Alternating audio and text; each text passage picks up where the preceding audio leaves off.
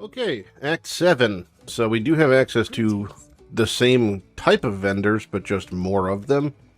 And if you were truly kind of wacky, you could check the vendors for rares or 6 sockets, but I really don't think there's much point these days for honestly checking vendors, because if I really wanted to get a like an upgrade, I would probably just gamble for it, because gambling smart rolls everything. So even if I just purchase a weapon here, it's going to roll, on average, better than most anything I'm going to find. I don't really recommend that. I mean, outside of maybe weapons early on, because it's still not going to be, like, good on average. But, yeah, either way, something to consider. Act 7 also introduces Alva and Incursion, so we'll see that when we see it.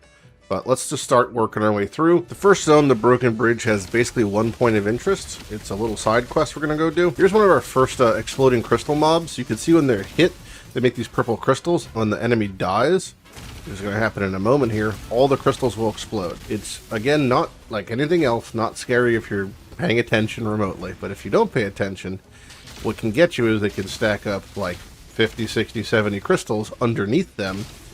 And then you could just stand there and eat shit, and you're going to get just super duper shotgunned. Here's the one point of interest in the zone. It's denoted by this kind of castle stronghold. And in one of the corners, you'll see the dirty lockbox with the silver locket. After that, we just follow the road out. New tier of flasks and sacred life flasks. We're going to start, replacing all of our existing life flasks with the next tier up. Oh, unique. Little fen coil. Thank you for the alch shards. Out of the Broken Bridge into the crossroad. If it wasn't obvious, we're reversing through Act 2. Grab the waypoint, and we're going to clear the southern area first. Just like Act 2, it leads to the Fellshrine runes. These Fellshrine runes, sadly, are much less event. This helmet has an awful lot of res, and I kind of want to grab it, even though I'd be losing a life. Into the crypt, grabbing the waypoint. Now, we do have 2 points of interest here. There is a lab trial, and then there's the quest progression. Pretty rare to see a merc with a 6 socket, although it's not linked at all, but still pretty rare. As the helmets continue, I think I just found another strictly better helmet, so probably gonna grab this one now, then put on hybrid chaos res. Here's the lab trial. This one is the Billy Club genre. Picking up a crafting recipe for damage over time. There's our 2 out of 3. The next one is in really not too far away, actually, so we're going to be doing our second lab pretty soon here. Going down to the second level, we do have to go grab this quest progression, which is a kind of like a faux map that Malagaro's going to give us. Alright, here's Malagaro's map. Now we're going to get out of here and hand in a couple quests, and we're going to progress back to the crossroads and go up. Back to the crossroads, and up we go. Alright, into the Chamber of Sins. There is a lab trial here, so we're going to go find that. First, we do have to progress the quest state, which is a... Oh, boy. Uh-oh. That's a fucking run ender right there. Infamous Bastion. He's got a red beak. It's actually really terrifying. If he gets to low life, he gets double damage, kind of. This guy scares the shit out of me, and I think he could really kill me. So, these are the type of things you would probably skip, but we're not going to do that for the series, so I'm taking those 3 elks. I'm just staying really far away from him. I'm seeing where he is. I'm being cognizant of his positioning. And I'm just staying as far away as I can. Because, again, that is a run ender. Alright, cool. Yeah.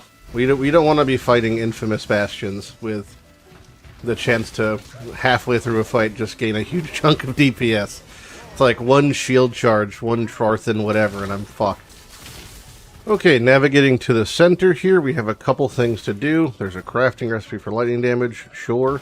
Waypoint. Silka's going to take our little piece of shit here after we do it, so we have to first run this map. It's like we're learning how to do a map. We get 6 portals, although I don't see the point, but we just have to walk into this little one-layered area. Then we have a triple boss fight at the end. That's a pretty fucking nice amethyst ring. That is a open prefix 0 dead stat amethyst ring. Yeah, man, you don't see those too often. Let's grab that bad boy, because we could actually hit the maps here. Hit some high axe chaos cap, would be pretty nice. This ring is super duper sick, dude. So, can we just like 1-to-1 swap this off? Yeah, and I'm actually almost chaos capped now. That's pretty nuts. People have a problem with progressing through the axe gear-wise, and between gambling, vendors, crafting, essences, and you should just be picking up and IDing damn near any generic piece. You're talking like jewelry, boots, gloves, helmets, like checking all of them, because you'll just find things. I mean, this is why we have wisdom scrolls, right? Okay, that could have been bad. So if that scenario happens, just to go through what almost happened there, I walked in a boss arena and there was a ghost. If that does transpire, I would just reset the instance if it's a particularly spooky boss. This boss has a grace period, so I wouldn't worry too much about it. You could have just hung out. But yeah, you don't want to be in a scenario where like these bosses are now ghosted out of nowhere. Some of them do chaos damage, and you don't want to, if you weren't chaos capped or were under capped or afraid, it would just be like, what's the difference between you resetting an instance one time and then just dying? You know, that's where it comes to just playing smart and not getting greedy. Like, greed is just the run killer. In hardcore especially, it's like, you know, a map is nothing. An instance is nothing. Rerunning an instance doesn't matter. Yeah, keeping the character matters, so just play safe. You know, it doesn't really make a difference. If something goes totally fucking awry, just be smart about it. Okay, so we've grabbed the Black Vial for ending the faux map area. Now, talking to Silk here will let us get the key to keep progressing the zone. On the tree, we went right to Arcanist Domain. There's a lot of good stuff here. Number one is Lightning Walker for 2 points. Then you have Heart and Soul for 2 points. We're going to grab those, but I think first I want to make my progression to Disciple of the Forbidden, because I feel like I'm defensively fine, but I could use some more damage. And I want to get this damage because it's especially important pretty soon here. All right, on to the Chamber of Sins level 2. We have a lab trial, and then we have the quest progression. Ooh, that's a nice body for this stage of the game. It's the wrong colors, and it'd be impossible to get the right ones, but that's a nice body. A little unique, okay. This is the Duresso shield, right? Duresso's Courage. It's actually a pretty decent shield. It's not bad at all. If you're able to stay low life, we're not playing a low life build. That really doesn't gain the main benefit for us, but totally respectable shield. I see the lab trial. I just have to get to the lab trial. Alright, here we are. Here's the final lab trial for our second ascendancy. Got some buzzsaws to deal with. Don't forget, it's okay to run through a buzzsaw, just never run along a buzzsaw. Crafting recipe for mana regen, and there's the third trial. Nice. We are lab ready. The second lab, Cruel Lab, is area level 55. We are level 57, and we're doing level 52 content. We've got a good idea of what that's going to kind of feel like. We're looping around the chamber. This is where Fidelitas was in the past, future. And now we're heading into the secret passage in the den. Okay, out of the den and into the Ashen Field. Ashen Fields, you just follow the road to the next area, which is going to be a boss fight. All right, here we are, the Forest Encampment. This is like we're back in Act 2 proper. This boss fight has 2 mini-bosses and then Groost. The mini-bosses don't do anything. Groost can shotgun you, kind of, if you, like, if your brain left your body, he could kill you. If you just watch out where he is, or run in an arc, you know, a parabolic arc, you'll never die. It's just that ability that does those javelin tosses in a direct line. If you just sat there and ate it like a moron, it probably would kill you in most scenarios. More exciting, we actually kind of forgot to, but we're going to swap to the Soul of Ralakesh here, now that we have this. And this has one really nice thing. So we're immune to Corrupting Blood. We're not immune to bleeds.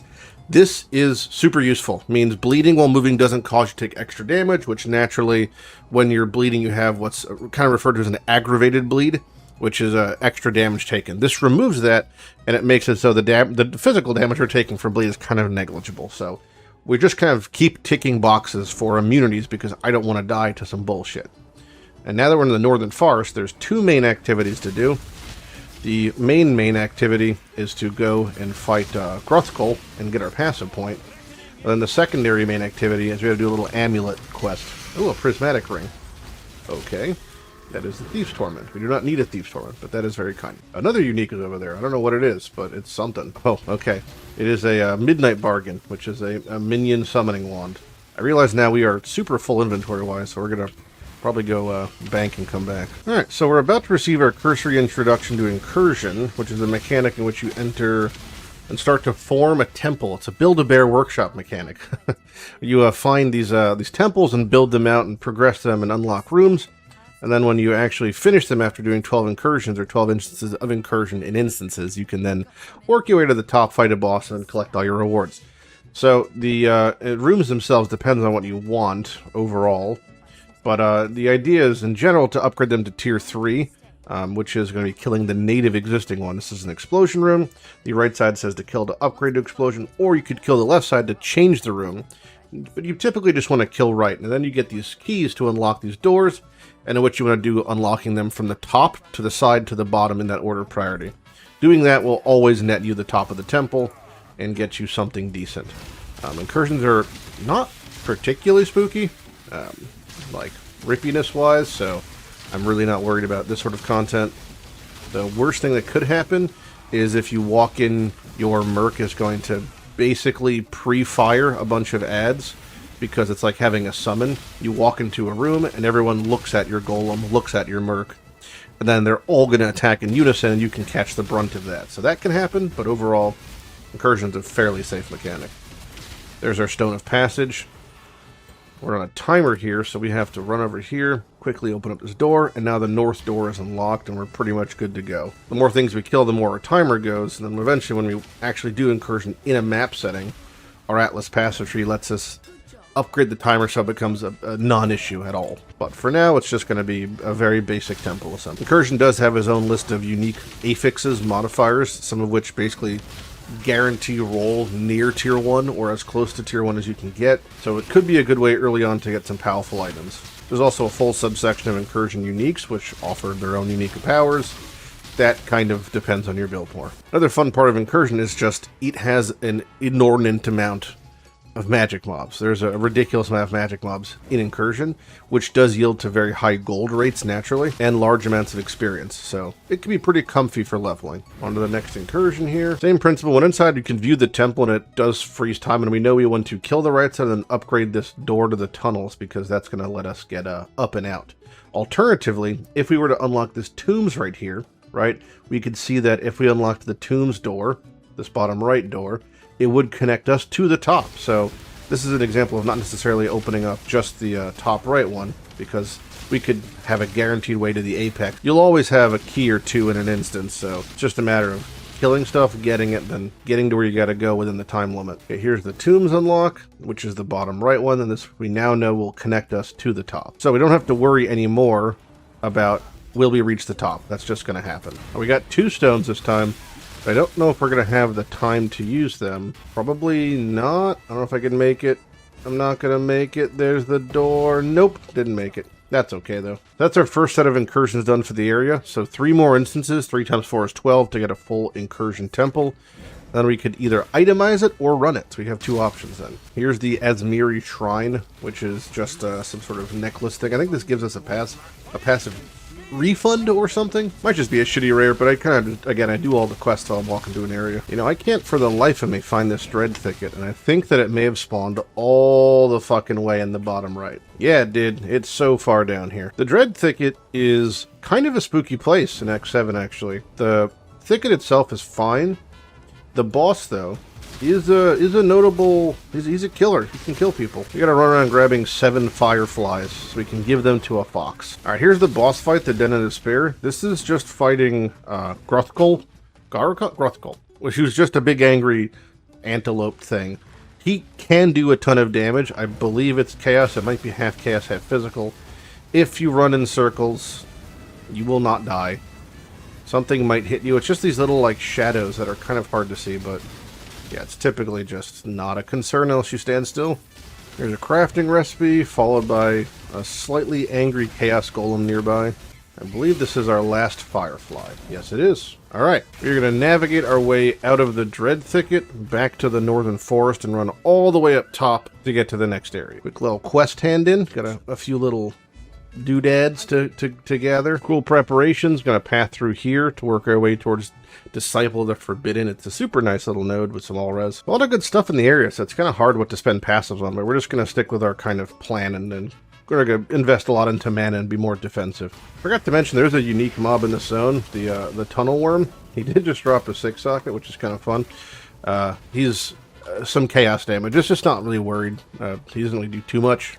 Our current life and mana pool, we could realistically semi-comfortably do tier 1 maps right now. And we're in Act 7, so I'm not too scared. But here's the Causeway. We have to grab 1 quest thing, a star, and then we, that's it. Then we're out of this place. Little crafting recipe for some cold damage. Can I make this jump? Oh my god, I could. Here's the lockbox, and here is the star. We are onto the Val City. Val City is famous for being the instance that is most annoying to navigate. It seems to be like you either find the progression into the next area quickly, or you damn near full clear the zone. Oh boy, speaking of hardcore, here's a mechanic seldom run in hardcore, Ultimatum. This is our introduction to Ultimatum. It's a progressive wave mechanic where it ramps up in difficulty with through a few means, making the enemy stronger, but also introducing environmental things. So in this case, we could do things like choking miasma, and we're going to be getting this item, and we're adding this modifier. And we have to remain within this circle and do what it says. It's going to either be survive, kill things, or it's going to be these stone circles, which we have to charge up. So those are the only real types of things we'll get. And then after we clear the wave off, we're given an option to either take everything we've won so far, or gamble it and go on to the next sector. And you can just keep doing this if you want. I'm not too worried about this small amount of chaos dots from this cloud lurking around us. So for me, this is no damage at all. The mobs don't get inherently stronger each wave. They only get stronger if a modifier makes them stronger. So it's like ultimatums can be rippy. I don't think it's really that much more rippy than any other mechanic unless you know a reason why it's getting rippy. But you start to get these things higher levels and they start to ramp up super quickly. So that's where you can things can get out of hand. But at any point in time you feel too spooked, you can see oh, maybe I want to keep this, I don't want to risk it. You hit take rewards, boom, it's over. The loot drops in the ground. The mobs do drop generic loot, but it's very small. Rinse and move on. Done. Okay, so that's Ultimatum. Unless there's something you really fucking want from Ultimatum, it's not something you typically engage with. I followed my heart to navigate the city and was out in like under 30 seconds. Here's Yina. We've handed in the thing. She's become a fox. Sure. We're going to go back to town. We have one final quest hand in. And then before we finish up Act 7, I think we're going to go do Lab. Because we're entering Lab, we're going to grab something we should have kind of grabbed a while ago, which is the totems taunt enemies around them for 1 second when summoned. Every time I place a totem, it just now does a little AoE that taunts everything. It's really nice for bossing, and it just keeps the enemies off of me and onto the totem. We could take a moment here to attempt to upgrade our body armor. It itself is good, but maybe we could try for a 6-link or a 5-link. One of the best ways to do this in SSF, hardcore or not, is to just gamble. We have here, 7 or 8 attempts at a random armor and ES body, because we're going to stay on color theme. And we could hit a unique. We actually rather just hit a rare or any 5-link, but we'll see what transpires. Again, they're going to smart roll. Ours is good, but we'd like to get a possible linkage scenario, because that would be even better. So we're kind of just looking for 6 links or 5 links, but hey man, if we can even get a substantial upgrade, that would be pretty nice. Alright, looks like nothing this time, but that's okay. Let's go do Lab. Second Lab, pretty exciting. Level 55, Cruel Labyrinth. I didn't click it. There we go. Okay, we've got life regen, we've got our immunities, we've got all of our stuff, we've got our flasks, our bleeding doesn't do much damage to us, so we're all set. And we're gonna be heading to the right to start, and we're gonna be navigating our way through here. It's just Cruel Lab, so it's a little bit longer than normal. The percentage damage that traps do is the same. That level of lethality never really changes. If you don't pay attention, you will die to traps. It is that simple. So here's the Aspirin's Trial. We don't know what the rotation is today. It's going to be a new weapon type, new random traps, new random augments. There's the double res, which is great. Tier 2 of that, so we start to get those like 15 to 18 res rolls, I think. So he is using dual-wield swords, which is on paper the rippiest, right? But doesn't really make a difference. Let's get the totems down. And he has, looks like, the buff skeletons, which again, we have so much damage, I'm not really worried. I think we can kind of just run in circles and take care of everything. We just have to watch out that a lacerate doesn't come across screen targeting something else and hit us. You don't want to ever lose sight of Azaro, because if you can't watch him, then you can't predict what he's going to do, so keep that in mind. But just to give you an idea, I would feel pretty comfy not only doing Cruel Lab, but Merc Lab right now, with the level of tankiness and damage our character has, so I'm really not too scared here. You wonder how I navigate labs so quickly. and how I know where to go or how I know what the patterns look like. It's just because I've done this, unironically, thousands upon thousands of times. PoE Lab is the best resource there is for all things Path of Exile Lab related. If you have any questions, they're all answered on that website. Got some spike traps coming up. Just calmly navigate and we won't have any issues. I see what I believe to be a dark shrine hiding over there in the corner. You could always tell because don't forget they're never on the map. They're always off map in some sort of weird nugget, and then you gotta find the switch. I'm just gonna pre-attack because I know there's enemies in that area. Crystal shenanigans may be going on. Alright, no crystals. And the Dark Shrine has Acceleration Shrine, everyone's favorite one. One thing to be mindful of when you have Acceleration Shrines, it gives you so much attack, cast, and movement speed, is if you don't have on Ralakesh, and you get bled with Acceleration Shrine, you might run yourself to death. So, be aware of that. Okay, we have... Alright, so we have the buff ones again. These aren't the buff ones, these are the little bombs. Pylon bombs. Not a problem. We are just gonna delicately run in circles here. Making sure we don't run in front of Izaro lacerating. And we're gone. Easy. Easy peasy lemon squeezy. Okay, this next area we have a split. We're just gonna go straight or left. It doesn't make a difference. Could be another dark shrine here. Ooh, that's actually a pretty nice drop, not gonna lie. This is a Victorio's Charity. It's funny. It is a good drop, however, I don't actually want it for myself, I want it for my Merc, because this is going to have it so my Merc now has 5% chance to grant frenzy charges to nearby allies, me, on hit. This is going to give me frenzy charges, which is all I care about.